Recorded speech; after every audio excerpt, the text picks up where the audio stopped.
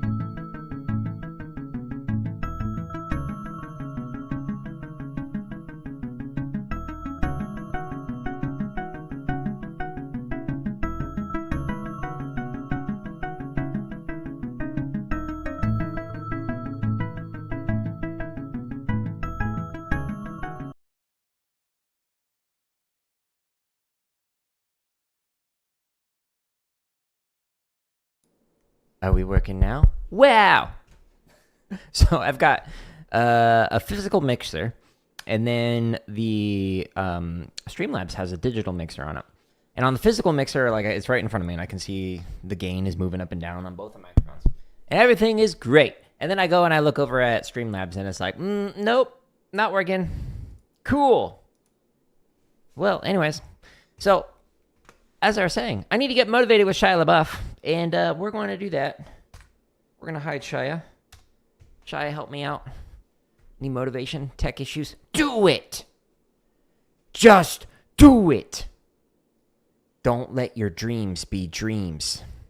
Yesterday, you said tomorrow, so just do it! Make your dreams come true. Just do it. Some people dream success. Well, you're going to wake up and work hard at it. Nothing is impossible. You should get to the point where anyone else would quit. And you're not going to stop there. No, what are you waiting for? Do it.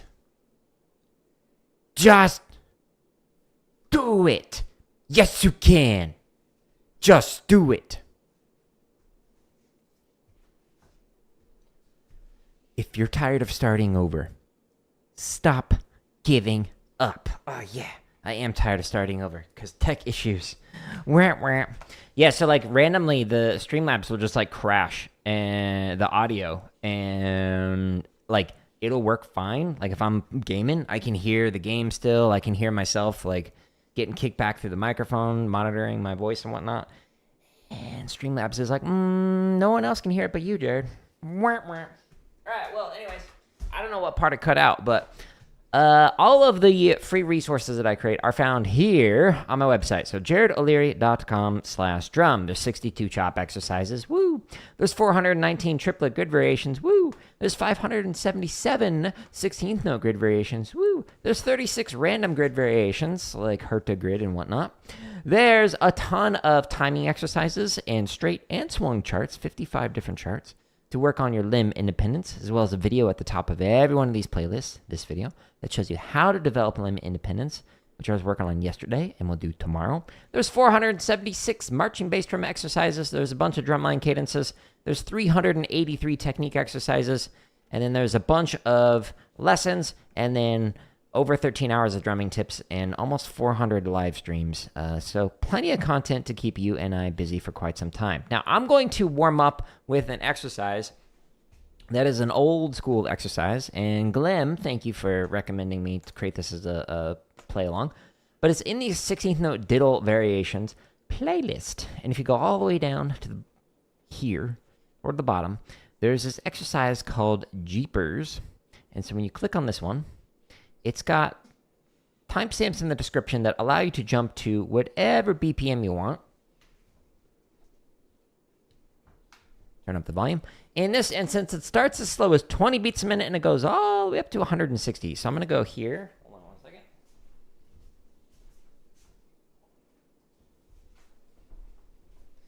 My secondary monitor that it has the chats up is covering up the BPM, so I can't see it. Okay, so this exercise is just a classic old school exercise that works on your diddles, your rolls, tap rolls, etc. So let's warm up with it. And then we'll stretch and massage, and then we'll play some Cheezy Poofs.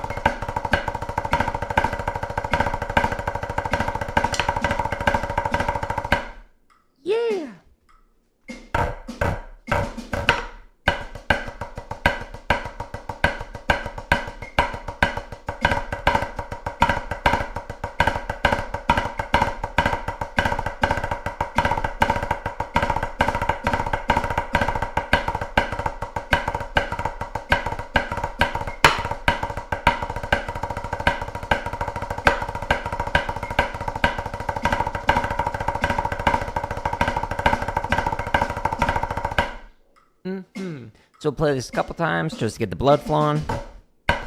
Then we'll stretch and massage, and then we'll work on Cheezy Poofs.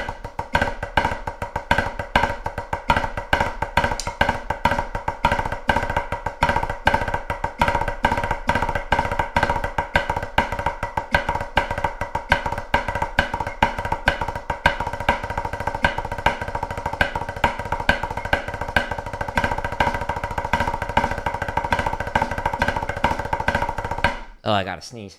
Resisting. Don't give in. Stay strong. Never back down, never what?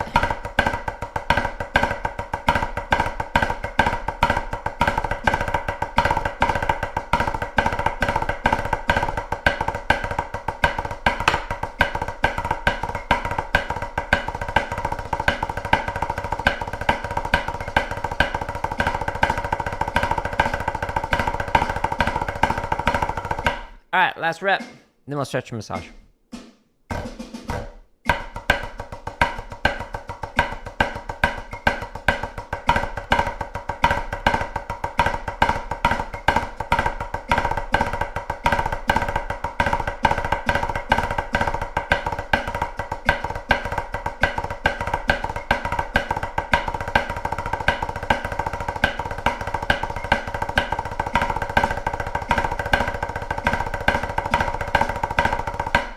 Sweet.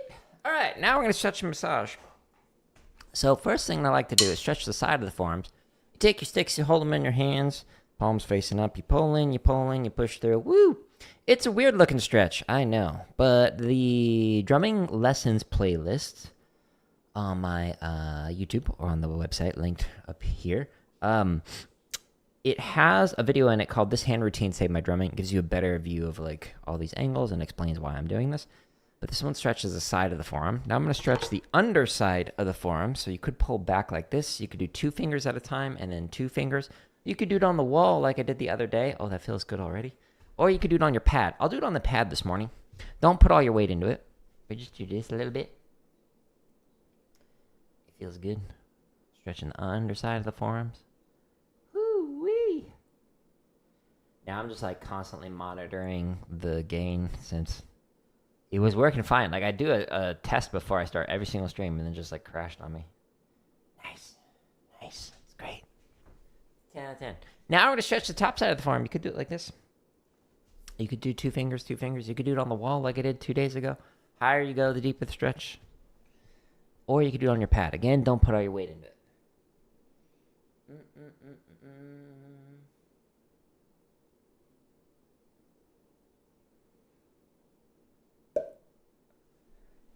And now I'm going to stretch thumb to thumb. Stretching the fingers. Goes twice as fast when you do the same finger on the other hand. Don't need to stretch hard. Just need to hold it for a bit. Next finger. Next finger.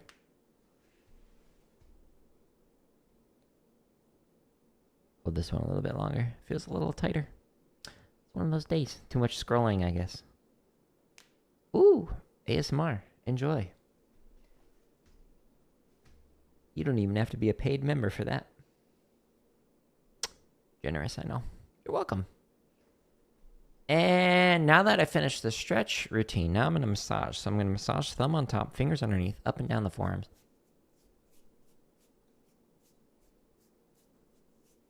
Do, do, do, do, do, do.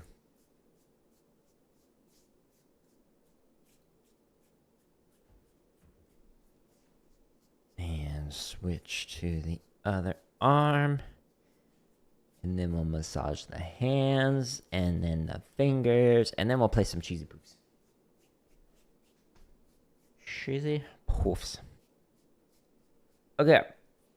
So this one, you massage the palm with the thumb, and then the fingers massage the back side of the hand. It's a twofer. Ooh.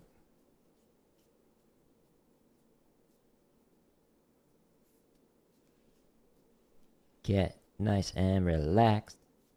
You might need to spend more time on certain areas than I am, or maybe less time on certain areas. Your hands are going to feel different than mine because you do different things than I do.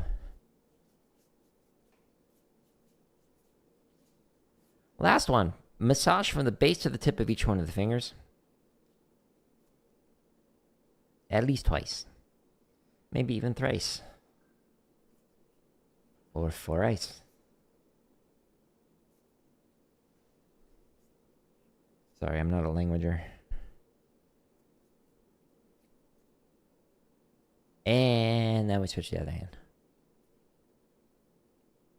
The pinky is a little tighter than the other hand, so we'll sit with it a little more. Woot! Do do do do do do do do do. I got Jeepers in my head. The accent pattern comes from a song. Anyways, so this exercise, Jeepers, you can again go to the timestamp so you can go as slow as 20 beats a minute.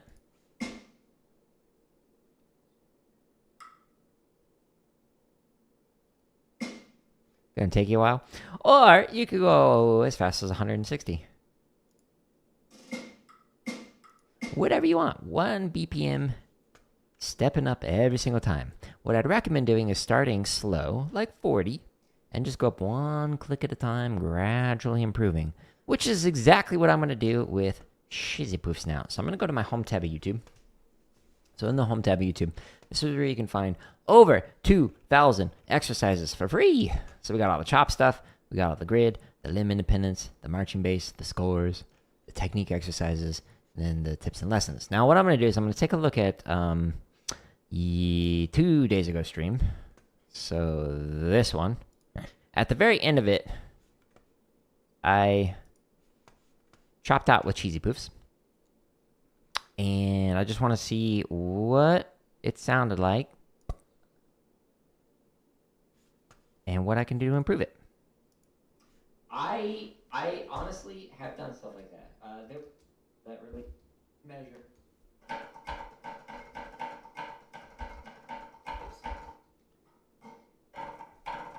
Here we go. I wish I had zoomed in on this. Yeah, okay, so the left hand's tight. The 9s are a little off.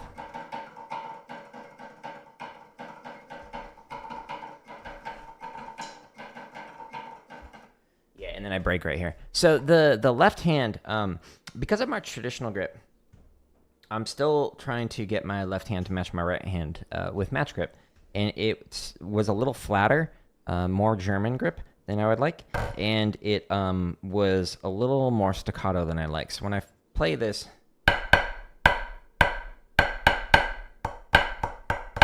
however fast I'm going, I want to have a nice, fluid, relaxed technique. So we're going to slow this down and try and work on the interp of like the flam drags, etc. And stay nice and relaxed with that left. So we're going to go to Cheezy Poofs, which is under the chop section on my home tab. And we're going to slow this down to 40.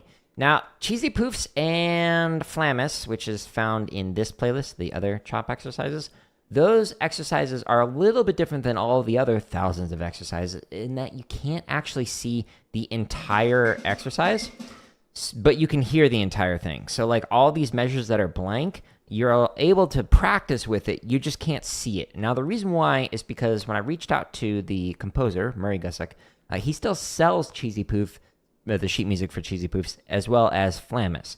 So in order to adhere to like copyright agreements and whatnot with the composer, you cannot see the entire thing. So that way it still encourages people to purchase it, which I do recommend doing. But you can practice along to it, so you can hear the whole thing. So it's a practice resource. We're going to start at 40. And we're going to play through this.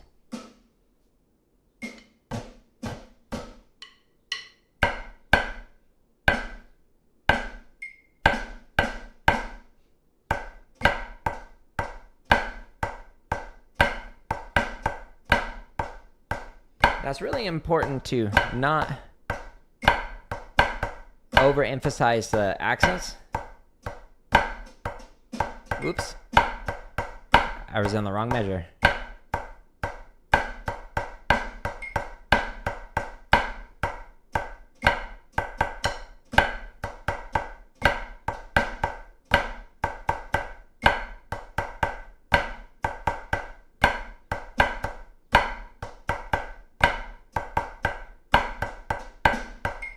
Rushing.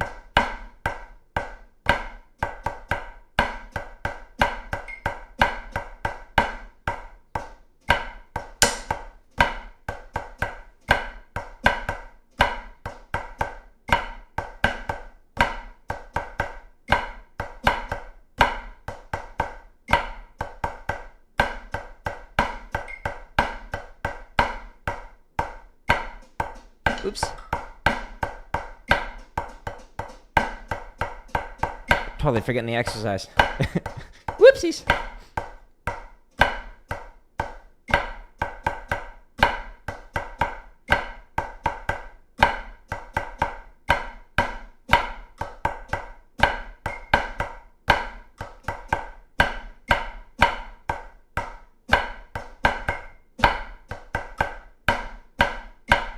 Man, it's interesting. Like, mentally, like, I don't have to think about it when I'm playing through it fast, but because I've mainly played through it fast, now that I'm slowing it down, my brain is like, wait, how does it go?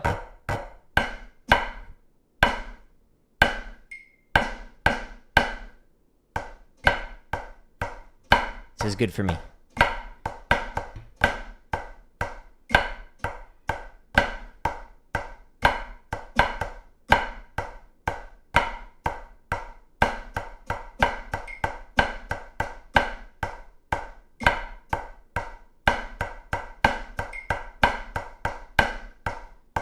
Nines were better.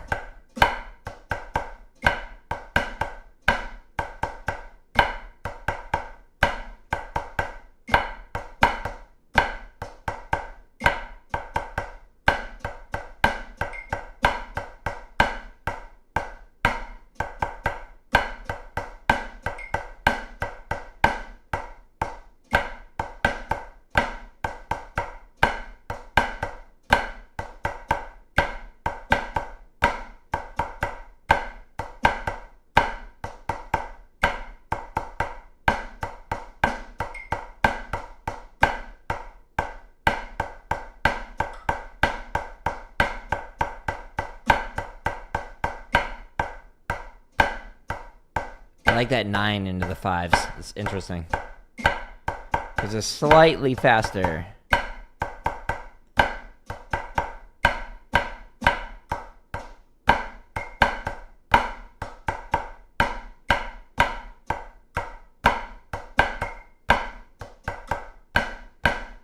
And I'm leaving out the shots on there, the rim shots, just to like save my sticks.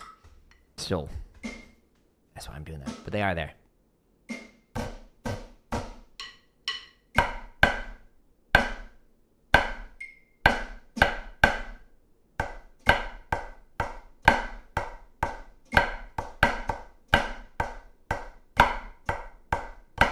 You relax the accents.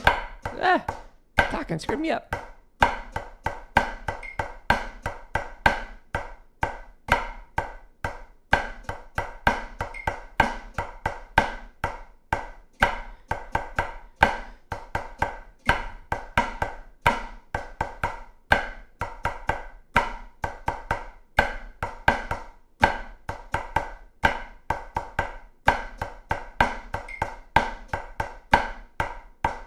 Make sure the 9s aren't like this for your taps.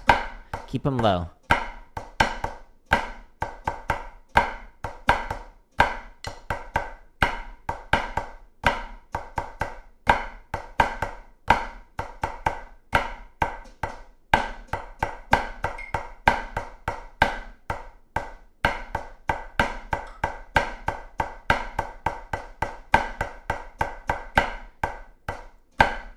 Also, the Cheezy Poof rhythm is the same rhythm as a flam drag. So make them both open.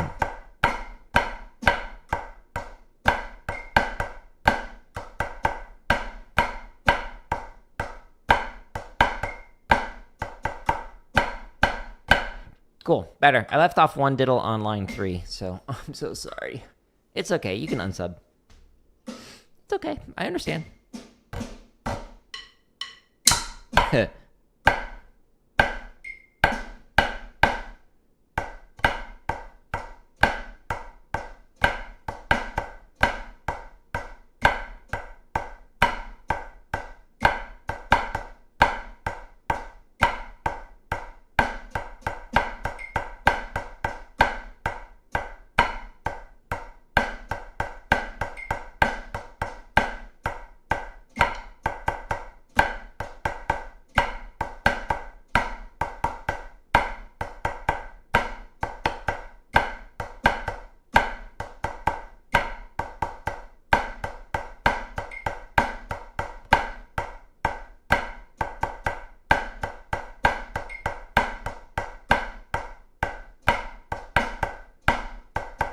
So this is all the same rhythm, just different sticking.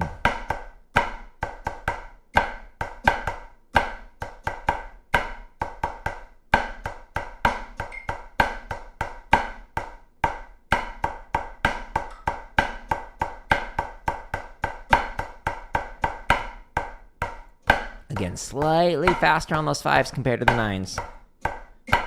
Because they're 10s basically, instead of 9.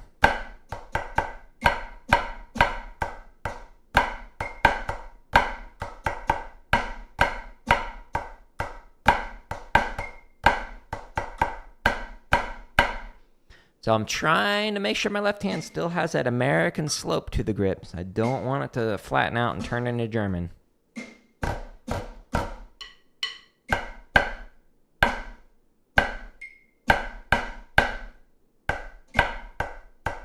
And yes, it is a low left hand on that first measure.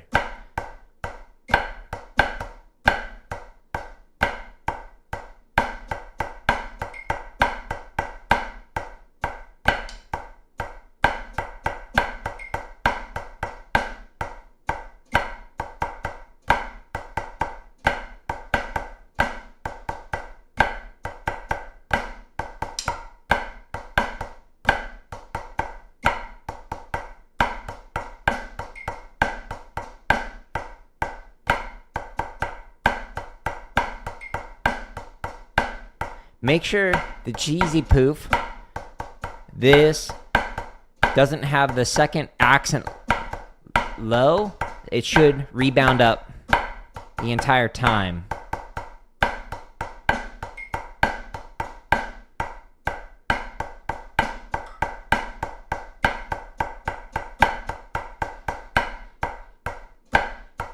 So it should look like a slow 8 on a hand if you do it right.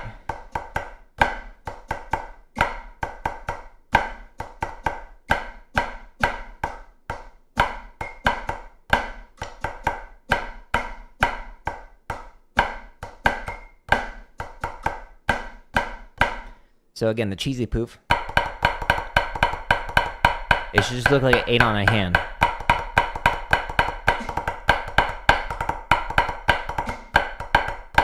Whatever speed you're playing it at. So keep it nice relaxed. Let it rebound up. Slightly late. Early on that last left.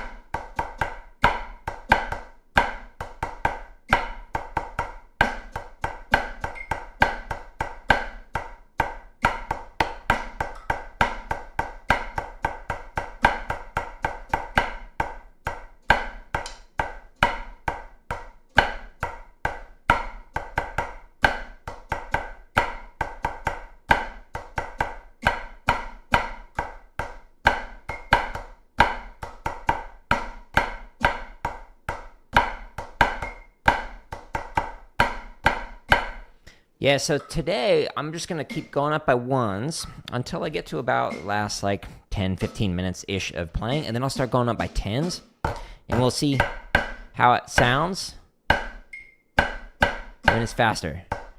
And when we eventually get to our breaking point, it'll reveal some more areas of my technique that I can continue to refine.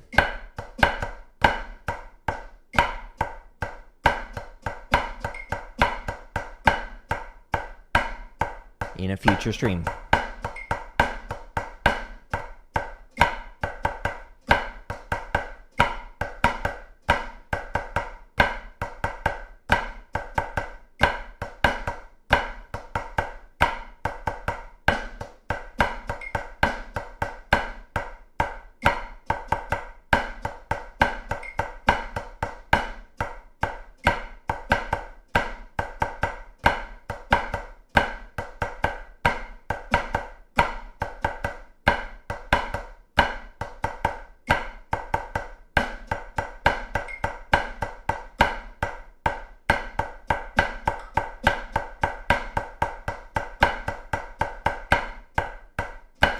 At this speed, it's like the difference between the 9 and basically the 10s is much more pronounced. But when it's faster, it's harder to hear that. But they are different.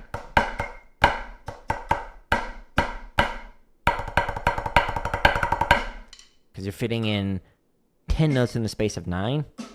So it's just slightly faster.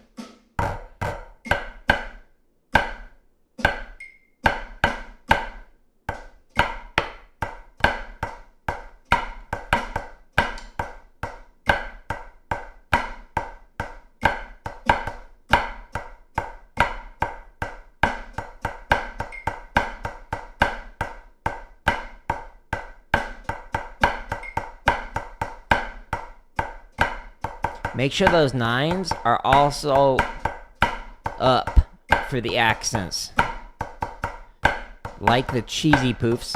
So, up, up, up. If you start playing like this, then it's going to make it when you play faster, you'll have that staccato downstroke instead of a legato upstroke, which is what you want. So practice slow with the fast technique that you want to use.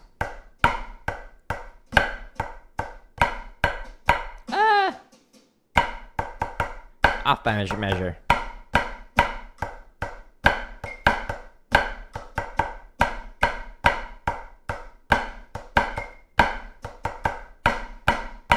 So if your 9s are like this, when you're fast, do it that way with the legato stroke slow, as opposed to like stopping down here.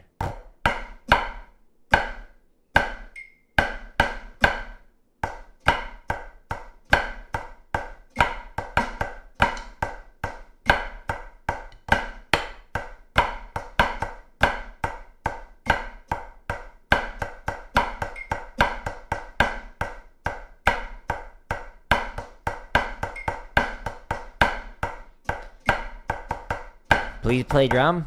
I am.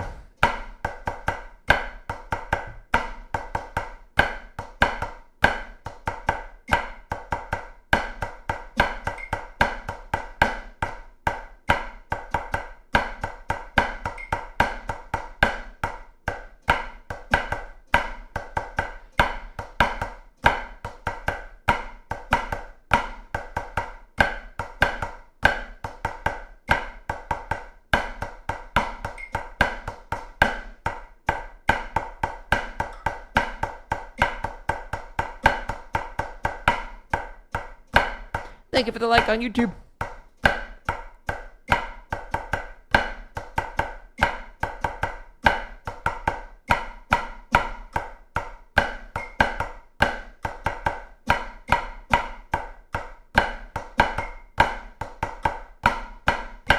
Mm-hmm. 49. This is faster than anyone's ever played Cheezy Poofs before. True story. Late. It's because it's too fast.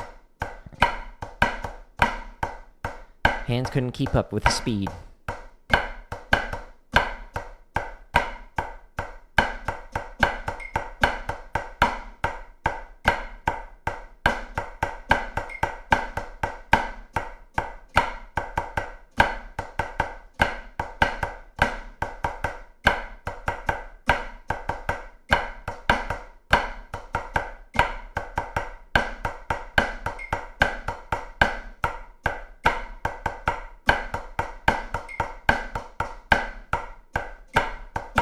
I'm always live. I hope I always stay alive. Forever. The immortal streamer.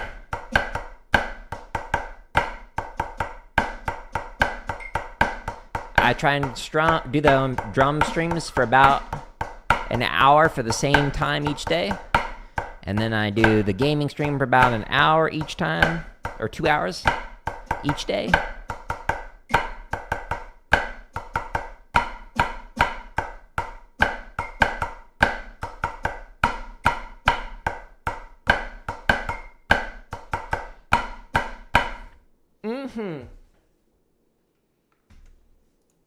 Let's see. How does stick height contribute to time and dynamics? Well, the higher it is, the louder it's usually going to be, as well as the harder it is going to be to play faster. So if you're playing like fast 16th notes or something at a lower volume versus higher volume is going to require more endurance, more strength, more speed, etc. to be able to do it. But dynamic wise, if you're using the same velocity but changing how high or low you're playing, it's going to make it so it's louder, softer, etc. But if you change the amount of space you have in between the hand, if you're playing loud, you can actually play soft. So if you hold on to the stick too much and absorb the sound into your hand, you can play a loud volume or what would be a loud height, but like at a low volume if you're squeezing too much. So even if you stay at the same height, you can actually change the amount of contact you have on the stick and the amount of space for the stick to resonate, and it'll actually change the volume of your playing. So you can actually change the dynamics without changing your height. So for example,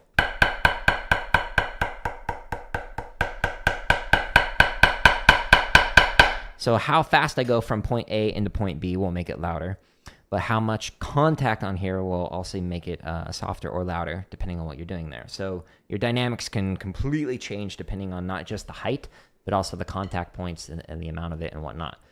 There's actually a video, if you go on my home tab of YouTube, if you scroll down to the drumming tips section, this playlist has almost 100 videos with like tips in here, but this one talks about some differences in dynamics. Number 96, dynamics in drumline and concert percussion. So if you check out that one, I elaborate more on like different things to consider and the different ways to go about it. There's a song that you can play with a practice drum pad. Yeah, I've got over 2,000 of them on my home tab actually. So if you're on my home tab here, there's a bunch of chop exercises right here, which is where we're doing the Cheezy Poof stuff. If you scroll down, there's over 1,000 grid variations. There's so many playlists, you actually have to click on the header to expand and show all of them. There's the limb independent stuff, which we worked on yesterday, and I'll practice again tomorrow. There's a few hundred marching bass related exercises. There's drumline scores for like cadences and stuff. And then there's a ton of technique stuff. So many, again, you have to click on the header for this one to actually expand it. And we've got a ton of exercises in here. Like the one that I warmed up with was inside of this playlist, the 16th note diddle variations. But you're very welcome. I'm glad I can help out. But there's literally like over 13 hours of free drumming tips inside of this playlist. So check that one out if you're interested, or some scripted lessons right there. Sorry, just reading through the comment.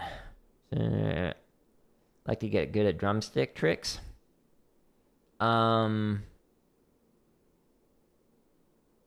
Actually recommend against that.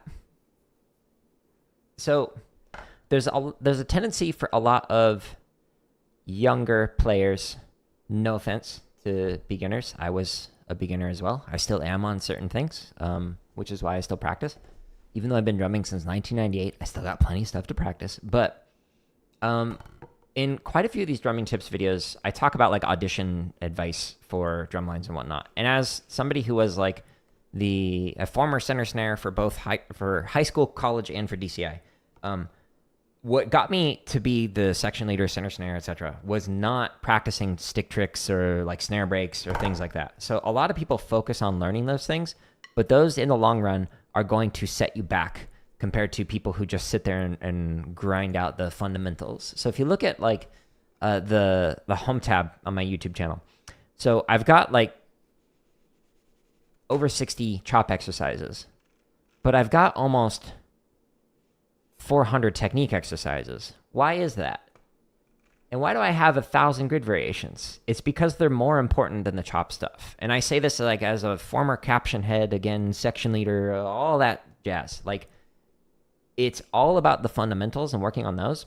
So I never actually really worked on stick trick stuff. Like, I got some lessons from Jeff Queen, who's a 4-time world champion snare drummer. And so he like showed me how to do like stuff like this, just for like fun at the end of a lesson. But this is not what made me get the line, or made it so that like I was center snare. What made it so that like I was center snare and eventually became caption head, etc., to teach the drum lines that I worked with, was focusing on the fundamentals, the techniques, the simple things that you need to get super consistent at. So the thing about this like division of the different play-alongs, the numbers of them, is grid variations is like a way to work on your rudiments. So for example, if you are trying to like improve, like since I was just playing flam drags, if you go into flam drag variations, grid with flam drag on 1, it permutates the accent, which means it shifts it over a partial, so a subdivision. So it starts with everything on 1. So 1, 2, 3, 4 for a flam drag. So you're playing. Second measure, it shifts it, so it permutates it, so it's on 2. Ooh, my thumb came off the stick. Then the third measure, it shifts it, so it's on 3. Etc. So it does that 4 counts for each one of these accents, and then it does it for 2 counts on the accent, 2 counts on the second partial, 2 counts on the third partial, repeats it, and then for 1 count on the accent, or on the downbeat, 1 count on the second partial, and then 1 count on the third partial. So an exercise like this really makes it so you can play a rudiment with any kind of accent variation. Wherever the accent falls on this rudiment, you should be able to play it, and grid is a great way to work on that. So the reason why I recommend, in general, spending about 60% of your time like working on technique is because it is super important. And then like 30 to 40% of your time I recommend spending on grid. It's because that's technique exercises for a specific rudiment. So it could be a technique exercise for your flam drags. Well, hello. It could be for your, I don't know, book reports, like some wacky ones in here. So this helps you to refine a rudiment. And so what you're ended up doing is spending like 80 to 90% of your time just working on technique. And then 10 to 20% at most will be on chop stuff. So like the Cheezy Poofs variations, maybe spend 10 to 20% of your time working on that. And then the majority of your time is working on technique and grid variations. Now, all that is to say, I didn't mention at all working on like stick tricks. So again, like I can do stuff like this. I can do like backsticking, and it was only because I was like goofing around on the tour bus, like on DCI. But I didn't like sit there and like work on it and like I'm gonna make this as good as possible, because the biggest return on your investment of time is to work on the fundamentals, the technique, which is why like I'm playing through Cheezy Poofs, and I started at 40. I've been drumming longer than most of my students were alive, and I still sit here and work out, grinding out the basics and whatnot. So I recommend that for everybody to really do that. So that's not what you were like looking for. There are people on YouTube who show you like, here's how you do a hi mom, here's how you do blah, blah, blah. Cool, great. But the thing that's going to set you apart from the people at the audition is none of that stuff, like at all. Like an instructor is going to be like, sweet, play me 8 on a hand. Don't care that you can play that backsticking. Don't care that you can throw your sticks, juggle them, blah, blah, blah, blah, blah, blah. What I care about is, can you play the exercises in the packet, and can you play them consistently? So every single rep that you're playing through it, does it sound the same or does it sound different? That is the thing that is going to set you apart from everybody else. I promise. Anyways, I ranted. I'm sorry. I apologize. Okay, so now I'm at 50. Woo! How much time do you recommend?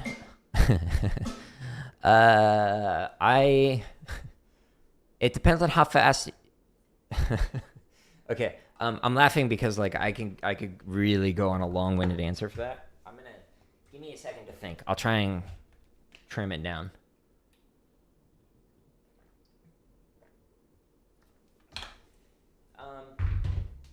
It's a great question, by the way. Fantastic question. Okay, so we've all heard about the 10,000 hour rule, etc., which was popularized by Malcolm Gladwell. So he was citing research by this guy named K. Anders Ericsson. K. Anders Ericsson was exploring like skill acquisition and expertise across different domains like chess, sports, music, etc. And when it came to music, they found that on average, to reach like the international level, like the really highest quality level of success as a musician, it takes like about 21,000 hours of practice to get there. So if you want to get good, and it requires you 10, 20,000 hours of practice to get there, how much time you spend each day will either shorten or lengthen the amount of time that it's going to take for you to get to the level that you want to be. So if you want to be better at a quicker period of time, you're going to need to put in more hours throughout the day. So like when I was in high school, I was practicing on average about 6 hours a day.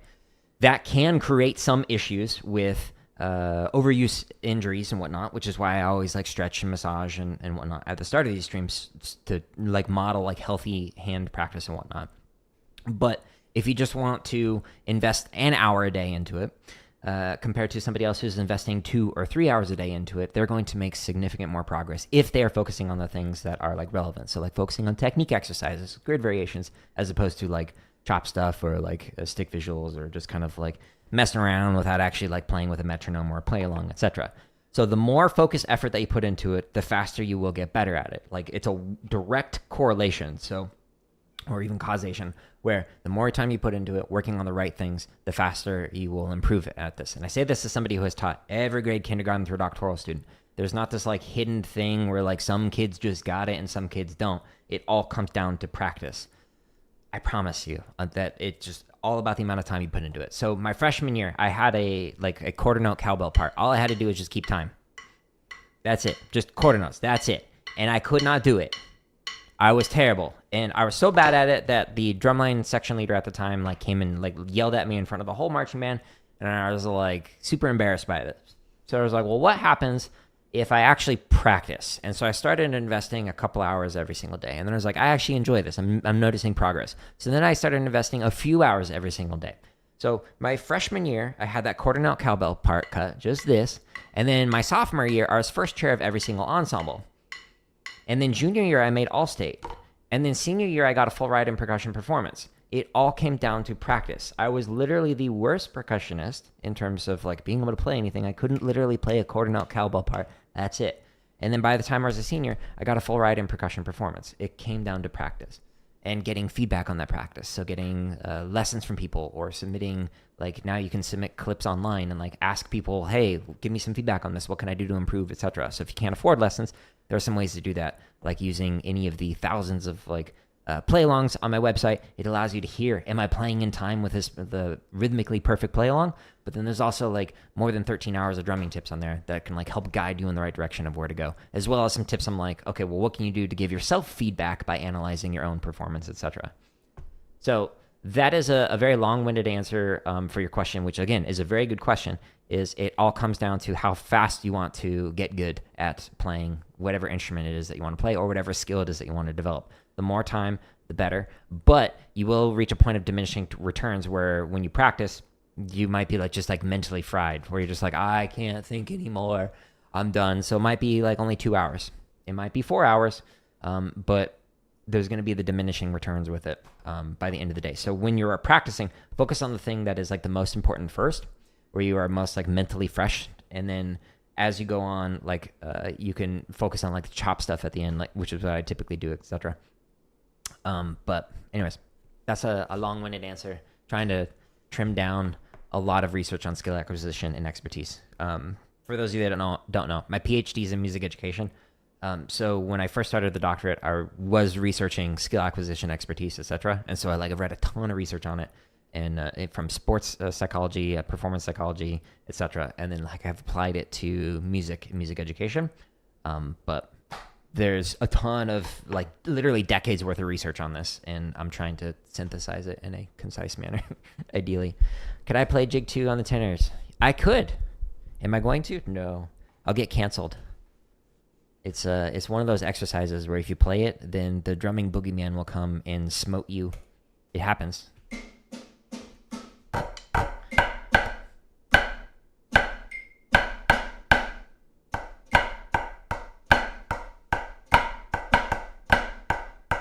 So this play-along is one of the few play-alongs that doesn't show you the whole thing. But all the other ones do. It's just copyright. But you can still hear it.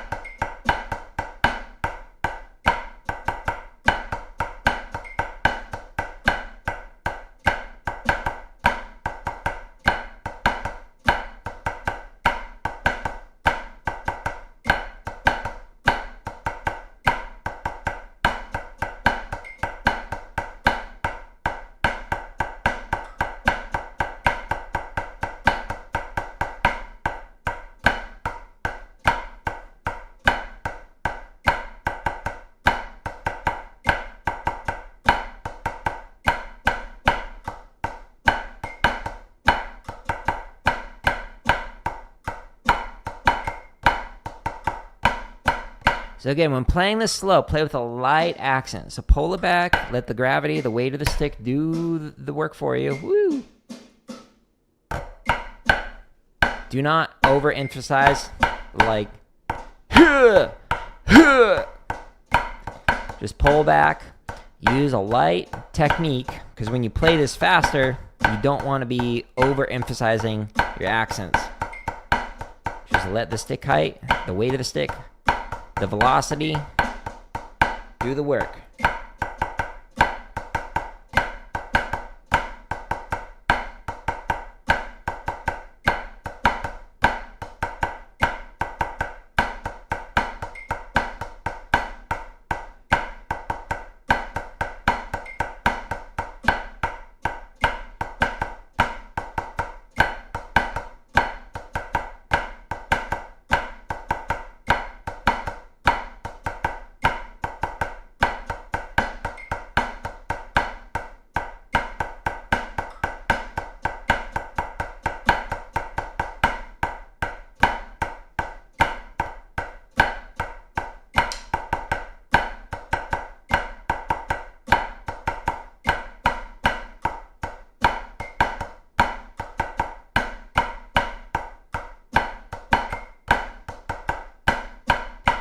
Okay, now when I'm doing this, I'm also focusing on this something called stick hum or vibration. So the stick is literally making that humming boop, boop sound. And the reason why is because I'm allowing some space for the stick to vibrate, to move around in my hand, as opposed to if I grip the stick and hold it, then all you get is that click and no resonant tone, as opposed to that. Okay, so completely different. So when I'm playing these accents and when I'm playing these taps, I want to feel that slight tickle on the fingers, the contact points, where the stick is vibrating. Whether I'm playing low or playing high, if I choke it off, it'll literally choke off the sound. Like I was saying earlier about dynamics, it'll make it so that it is quieter and it won't feel as relaxed. Also, if you choke it off and you are squeezing too much with your fingers, it's going to prevent your wrist from being able to move naturally. So this is with relaxed fingers. And if you try and move your wrist while doing this, and you squeeze your fingers, you literally can't bend your wrist. So it starts getting that pumping motion that you'll see in like a lot of fast rolls. It's because they can't bend the wrist because they're using too much pressure to allow the wrist to actually bend. So if you don't believe me, just try flopping it around, and then as soon as you squeeze your fingers, tighter you go, the less it's going to move, etc. So when I'm playing through this exercise, I'm trying to stay nice and relaxed and allow the stick to still vibrate. Whether I'm playing this or this, it doesn't matter. It needs to vibrate. And that's something that I learned from Jeff Queen, who again is a 4-time world champion snare drummer. He kind of knows his stuff.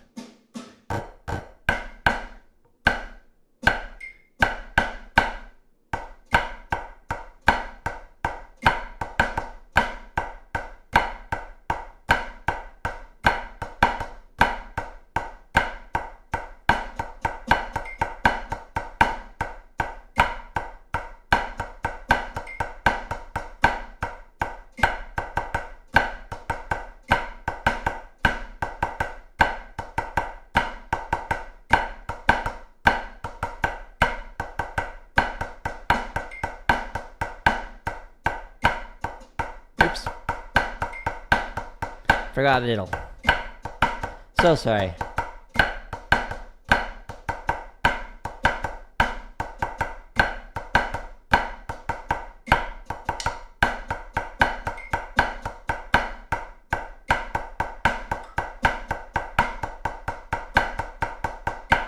Again, those 5s are a little faster than the 9s.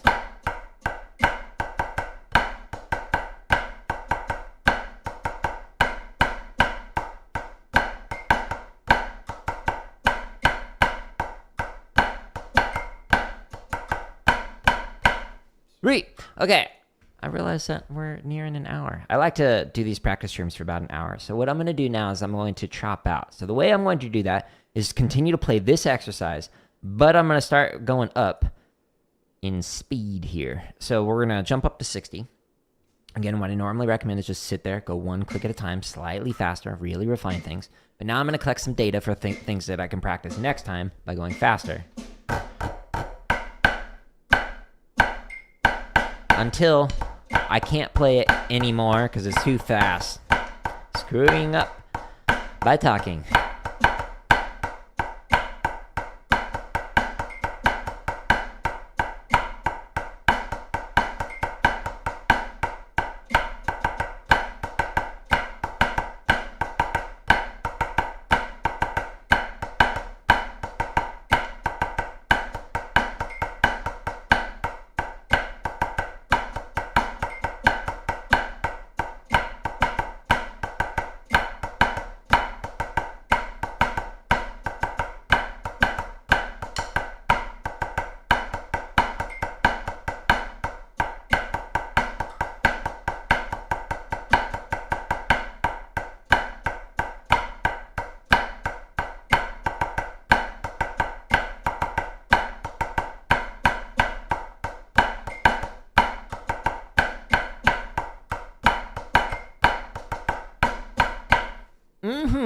I'm going to actually go by 20s until we get to some of the higher speeds because of time. So I want to be able to do the gaming stream, but then hanging out with some friends a little bit later. So I want to make sure that I don't cut off time for that.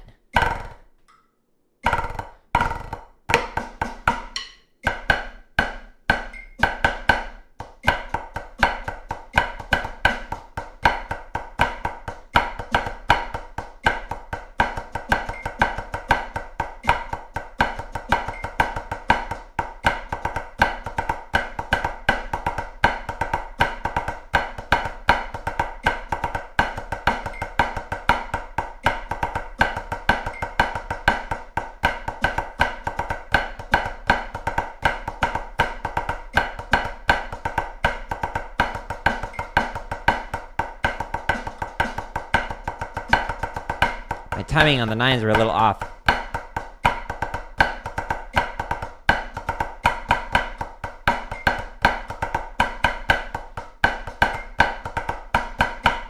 So sorry. Unsub. Jared can't play 9s. I know. I'm so sorry. Fail.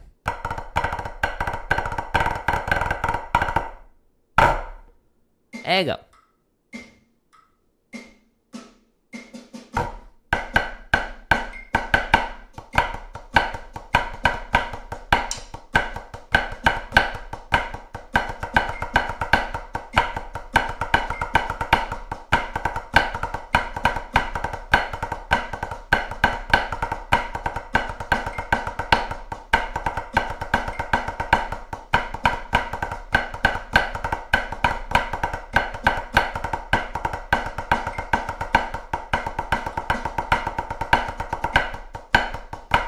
Jeffrey, good morning.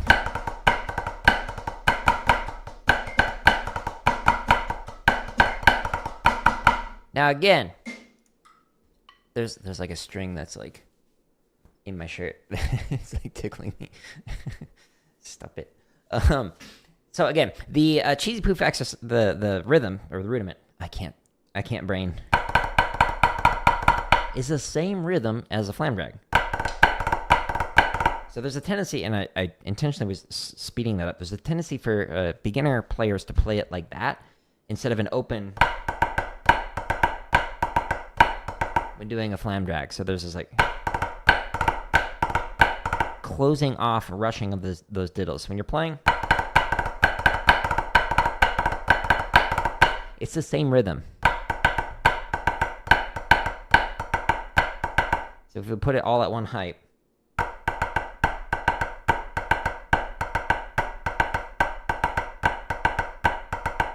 So when you are working on Cheezy Poofs and you're playing through that, you want to have a nice distinction. Whoa. When you're working on this, you want to have a nice distinction rhythmically so that they sound the same for each one of these. Where you're not choking it off too much, okay? Anyways, let's go faster. 120. Boop. We'll see if I choke it off or not. Stay tuned. Today's episode of Jared Practices Publicly on PBS.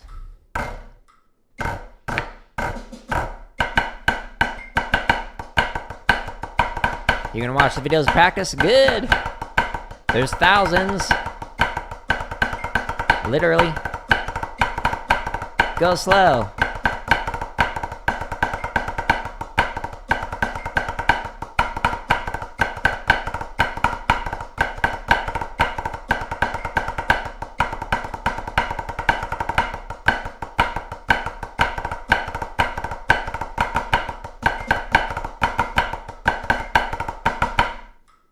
Yeah, there's a reason why these all start slow.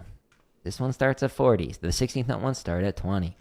Reason why is because it's super important to practice slow. I don't play slow because I don't know how to drum. I play slow because I do know how to drum. Trying to get better. Trust me, I'm a doctor.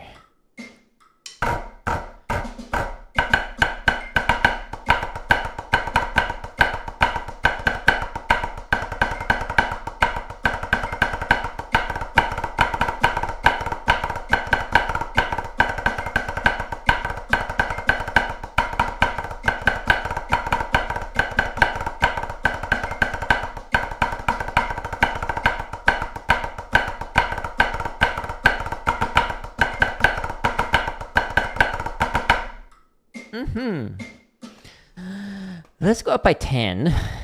I'm nearing the breaking point for this. So I'm using Hardeman hammers, by the way, which are like extra heavy chopsticks that are double taped. So they're like 44% heavier than normal sticks. So they're great for working on chops, but hard to play fast.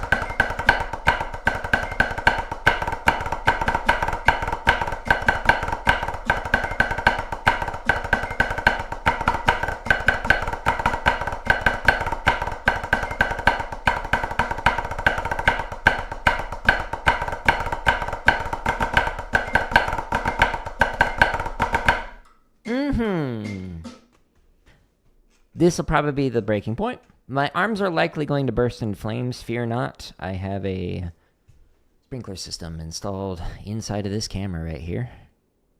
It will rain down water. We'll be safe.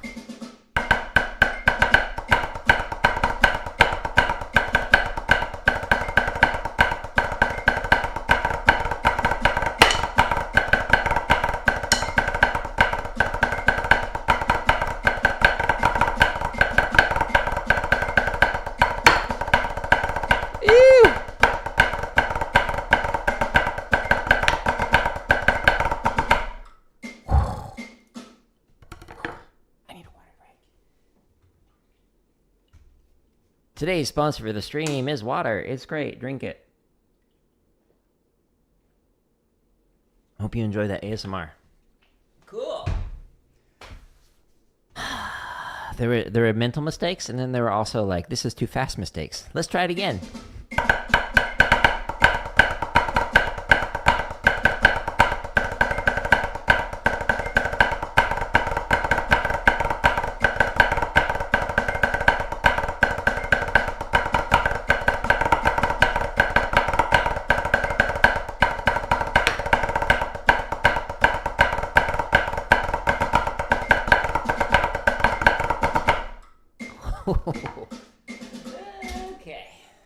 Okay.